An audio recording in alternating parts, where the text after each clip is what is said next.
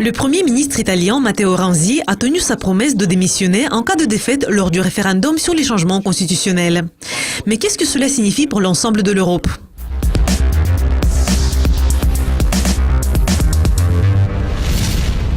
Les opposants de M. Renzi ont remporté le référendum du 4 décembre avec 60% des voix contre 40%. Matteo Renzi a déclaré qu'il allait remettre sa démission au président Sergio Mattarella. Il n'allait pas rester pour aider une administration intérimaire. M. Renzi a déclaré à ses partisans lors de la conférence de presse: « Dans la politique italienne, personne ne gagne jamais. J'ai fait tout mon possible sur cette étape, mais nous n'étions pas convaincants. » Cette décision ajoute de l'incertitude pour l'Europe et l'euro, au moment où les mouvements politiques populistes gagnent du terrain à travers le continent.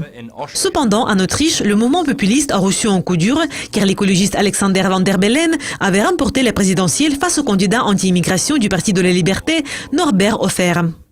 Monsieur Van der Bellen a déclaré après sa victoire: « J'ai lutté pour une Autriche pro-européenne dès le début. La liberté, l'égalité et la solidarité avec tous ceux qui, pour le moment, ne sont pas aisés dans notre système économique. » Après le résultat, l'euro a chuté à son plus bas sur 20 mois par rapport au dollar américain.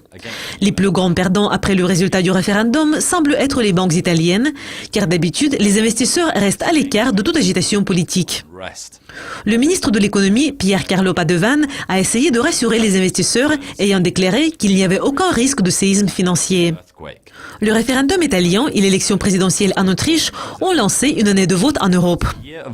Il y aura des élections en France où Mme Le Pen a de plus en plus de partisans et en Allemagne où Angela Merkel a annoncé qu'elle allait briguer un 4e mandat. Cela conclut la revue de presse d'aujourd'hui. Je m'appelle Jackie Verrit. Restez à l'écoute de Lucascopie TV pour découvrir plus de nouvelles. Au revoir.